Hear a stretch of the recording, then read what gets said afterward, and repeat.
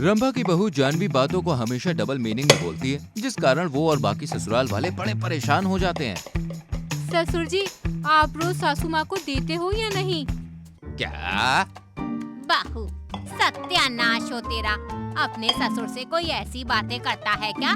छी, बदचलन बेशरम औरत। ओफो सासू माँ, कितने अश्लील कीटाणु भरे हुए हैं आपके दिमाग में। अरे मैं ये कह रही हूँ कि आपको एसिडिटी होती है ना, तो मैंने ससुर जी को एक आयुर्वेदिक दवा दी थी और कहा था कि वो आपको रोजाना वो दवाई दे। क्या आप भी? दरअसल जानवी जानबूझकर डबल मीनिंग वाली बातें करती है, क्योंकि उसे वैसा करके बड़ा मजा आता है।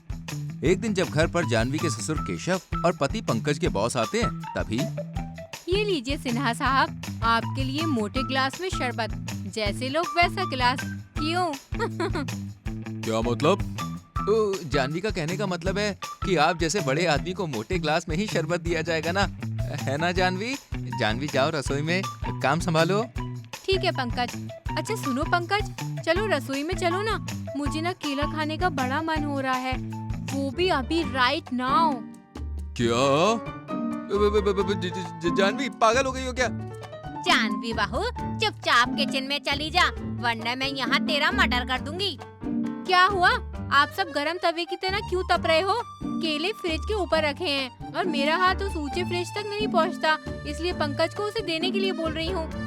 पंकज, मैं यहाँ तुम्हारे प्रमोशन की खुशखबरी देने आया था, लेकिन यहाँ आकर तुम मेरे पूरे मूड की बैंड बजा रहे हो, इसलिए तुम्हारा प्रमोशन कैंसिल कैंसिल कैंसिल। लेकिन सर मेरी बात तो सुनिए सर। सिन्हा साहब। लगा दी नाक, जला दी मेरे बेटे की खुशियाँ। डायन कलमुही कहीं की, भगवान करे इस चुड़ैल की ये गंदी डबल मीनिंग वाली जबान कट जाए किसी दिन। सॉरी पंकज, मेरा कोई गलत इंटेंशन थोड़ी ना था। अरे क्या गलत इंटेंशन नहीं था, रायता तो फैला दिया ना तुमने। निकले यहाँ से, जा। एक रोज जब मोहल्ले में सभी औरतें सब्जी लेने जाती हैं, तभी वाह सासू माँ वाह, ये देखो ये बैगन कितना लंबा और मोटा है, इसे खाने में बड़ा ही मजा आएगा। मैं तो इसे रात को सोते वक्त खाऊंगी, और ये आपकी जुड़वा बहन फूल गोभी, ये भी खाऊंगी। क्या इज्जत रह गई है तेरी रंभा, तेरी बहू तेरे मुंह पर तेरी बेइज्जती कर रही है रे। बेचारी रंभा रानी। बेइज्जती नहीं नहीं, आई लव यू माई सासू माँ। तू घर चल, तुझे तो मैं अभी बताती हूँ। मैं बैगन और तू फूल गोभी। रंभा घर जाकर जानवी की बहुत धुलाई करती है। फिर एक दिन जब घर पर रंभा और केशव की शादी की सालगिरह मनाई जा रही होती है, तभी वहाँ सभी रिश्तेदार आए हुए होते हैं। सासू माँ ससुर जी हैप्पी एनिवर्सरी। आप दोनों यूं ही खुश रहिए और आप दोनों के कमरे से हर वक्त यूं ही आवाजें आती रहे। अरे अरे मेरा मतलब है मीठी बातों की आवाज भाई। बहू, आज के दिन तो अपना सड़ा हुआ मुंह बंद रख। ठीक है सासू माँ। केक कटिंग के दौरान सासू माँ ठीक से काटिए, कहीं आपका ही ना कट जाए। अरे हाथ और क्या। अरे जानवी बहुरिया, तुम तो बहुत ही तेज हो। सच में रंभा, तुम्हारी बहू की जुबान काफी ज्यादा तेज धार वाली है, संभालो वरना ये ऐसे ही इज्जत का फालूदा करती रहेगी। रंभा अपनी बहू से बहुत तंग आ चुकी थी। एक दिन वो एक साधु को खाना देती है और उसका आशीर्वाद लेती है। तभी वो साधु उससे कहता है, बेटी तुम्हारा मन सच में बहुत अच्छा है, इसीलिए तुमने मेरी मदद की और मुझे खाना दिया। मैं तो बस इंसानों की इंसानियत की परीक्षा लेता हूँ और तुम उस परीक्षा में सफल हो गई हो। बताओ क्या पीड़ा है तुम्हारी? साधु महाराज, फिलहाल तो जीवन में केवल एक ही पीड़ा है और वो है मेरी डबल मीनिंग वाली बहू। तभी साधु रंभा को एक जादुई भस्म देते हैं, जिसे पानी में मिलाने से व्यक्ति हमेशा के लिए गूंगा हो जाता है।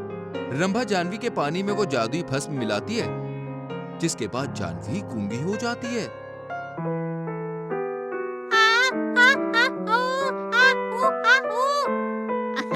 तेरी यही सजा है कलमुही, अब तू कभी कुछ नहीं बोल पाएगी। कुछ दिनों तक गूंगी रहने के बाद जानवी की अक्ल ठिकाने आ जाती है, जिसके बाद रंभा साधु महाराज को बुलाती है और वो जानवी की आवाज फिर से लौटा देते हैं और जानवी अब से सभी के संग इज्जत और प्यार से बात करती है। आभा को अपने काले रंग के चलते अपने ससुराल में सास से ताने सुनने पड़ते हैं। नौबत यहाँ तक आ गई थी कि उसे अपनी ही सौतन का गृह प्रवेश करना पड़ रहा था। अरे करमजली कहाँ रह गई? इतना वक्त क्यों लगा रही है आरती की थाली लाने में? कब से मेरी सुंदर बहू दरवाजे पर खड़ी है। चल जल्दी आजा कलमुही कहीं की। माफ कर दो माँ जी, ये लीजिए थाली। मुझे क्या दे रही है? चल मेरी बहू का गृह प्रवेश कर। क्या माँ, तुम भी ना इस काली से मेरी प्यारी बीवी का गृह प्रवेश करवा रही हो, और इसकी शक्ल देखकर मेरा वैसा ही दिमाग खराब हो जाता है। अरे मैं इसलिए ये सब करवा रही हूँ कि इसे भी तो पता चले कि सौतन का गृह प्रवेश करने में कैसा लगता है। जब इसको तलाक नहीं लेना है तो पड़ी रहे इस घर के कोने में, और घर के कामों के लिए नौकरानी भी तो चाहिए ही। आभा को ये सब सुनकर बहुत बुरा लगता है। वो रोती हुई अपनी सौतन की आरती उतारती है और फिर चंदा का गृह प्रवेश होता है। आभा किचन में जाकर खूब रोती है, और वो अब कर भी क्या सकती थी। उसकी मजबूरी थी कि वो घर के कोने में पड़ी रहती थी। वहीं अगले दिन माँ जी, मैं और अर्जुन आज शाम को मूवी देखने जा रहे हैं, लेकिन मुझे कपड़े धोने थे, क्या करूँ? अरे मेरी प्यारी सुंदर बहू, तुम क्यों चिंता करती हो? तुम जाओ मूवी देखने, तुम्हारे कपड़े आभा धो देगी। मैं उसे बबी बोलती हूँ। आभा, अरे ओ आभा, कहाँ मर गई कलमुही? आ रही हूँ माँ जी। जी माँ जी, बोलिए। कान खोलकर सुन ले, मेरी सुंदर बहू के सारे कपड़े अच्छे से धोकर कमरे में रख देना। अर्जुन और ये मूवी देखने जा रहे हैं, समझी? चंदा का तुझे सारा काम करना है, और कुछ भी है चंदा बहू तो बता दे, ये कर देगी। नहीं माँ जी, और कुछ नहीं है। वैसे मैं रेडी होने जा रही हूँ, वो अभी आते ही होंगे। मैं कौन से कपड़े पहनूं माँ जी? अरे बहू, तू तो कुछ भी पहन ले, सुंदर ही दिखेगी, क्योंकि तेरा रंग रूप इतना गोरा चिट्टा है कि तुम पर सब अच्छा लगेगा। आभा, तुम बताओ ना मैं क्या पहनूं? बहू, तू भी किससे पूछ रही है? ये तुम्हें क्या बताएगी? इसका रंग तो देखो कितना काला है। छी छी छी छी छी, इससे पूछना बेकार है। आज के बाद इससे मत पूछना बहू। अपना अपमान होते हुए देखकर आभा की आंखें भर आती हैं। चंदा के आने के बाद अर्जुन भी बहुत बदल गया था। वो आभा का बहुत अपमान करता था।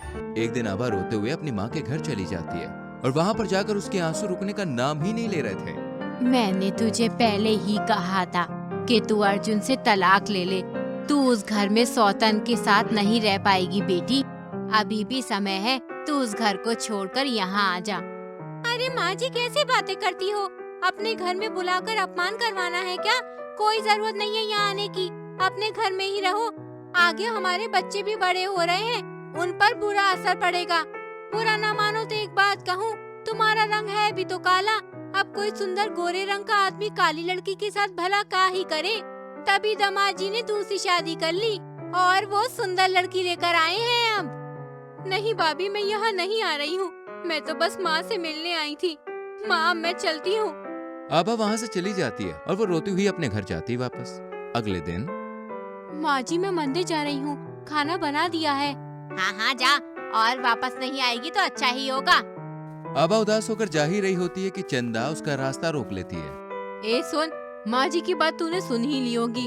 अब एक बात मेरी भी कान खोलकर सुन ले। कुछ ही दिनों में तुम्हें इस घर से ना निकाल दिया ना, तो मेरा नाम भी चंदा नहीं। जाओ जहाँ भी जाना है। मुझे बहुत जोरों से भूख लगी है, मैं भी चली खाना खाने। चल निकल यहाँ से, काली कहीं की। फिर आभा वहाँ से मंदिर चली जाती है, और कुछ देर मंदिर में ही बैठ जाती है। तभी वहाँ पर एक लड़का आता है। आभा भाभी, अर्जुन भैया का एक्सीडेंट हो गया है और उनको बहुत चोट आई है। ये क्या बोल रहे हो तुम? नहीं, हे भोलेनाथ, मेरे पति की रक्षा करो प्रभु। आभा भागती भागती हॉस्पिटल जाती है। जब वो हॉस्पिटल में पहुंचती है तो पता चलता है कि अर्जुन कुछ समय के लिए अपाहिज हो गया था। जैसे ही चंदा को ये बात पता चलती है तो वो अर्जुन से दूर रहने लगती है। और एक दिन चंदा बहू, तुम कहाँ जा रही हो ये बैग लेकर? कहाँ जा रही हो बहू? मैं ये घर छोड़कर अपनी माँ के घर जा रही हूँ। मुझे एक अपाहिज के साथ अपनी पूरी जिंदगी खराब नहीं करनी। मैं दिखने में सुंदर हूँ, जवान हूँ, मुझे तो बहुत लड़के मिल जाएंगे, लेकिन मैं एक अपाहिज के साथ रहकर अपनी जिंदगी खराब थोड़ी करूँगी। मुझे माफ करना, मैं ये रिश्ता तोड़ रही हूँ। मुझे अब अर्जुन के साथ नहीं रहना। चंदा, हमने शादी की और साथ रहने की कसमें खाई। मैंने तुम्हें अपनी पत्नी माना, और तुम मुझे इस मुसीबत के पल में छोड़कर जा रही हो। चंदा, तुम तो अर्जुन से प्यार करती हो ना? माँ जी, प्यार एक चलते फिरते इंसान से होता है, एक बीमार अपाहिज इंसान से नहीं। मुझे माफ कर दो, मैं जा रही हूँ, और तलाक के पेपर मैं भिजवा दूंगी। चंदा वहाँ से निकल जाती है, लेकिन आभा अपनी पत्नी होने का पूरा फर्ज निभाती है। आभा अर्जुन की दिन रात सेवा करती है। ये देखकर अर्जुन और उसकी सास बड़े शर्मिंदा होते हैं। जिस आभा का उन्होंने हमेशा अपमान किया, यहाँ तक कि अर्जुन ने दूसरी शादी भी कर ली।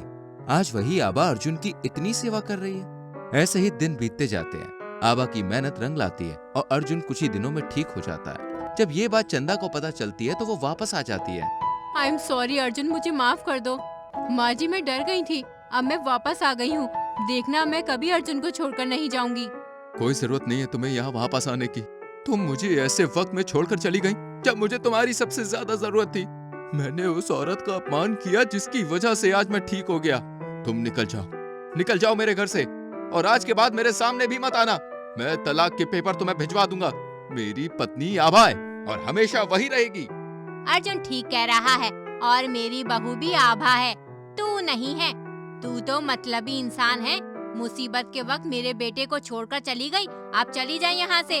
चंदा, सुना नहीं? माँ जी और अर्जुन जी ने क्या कहा? Get out. चंदा वहाँ से गुस्से में चली जाती है।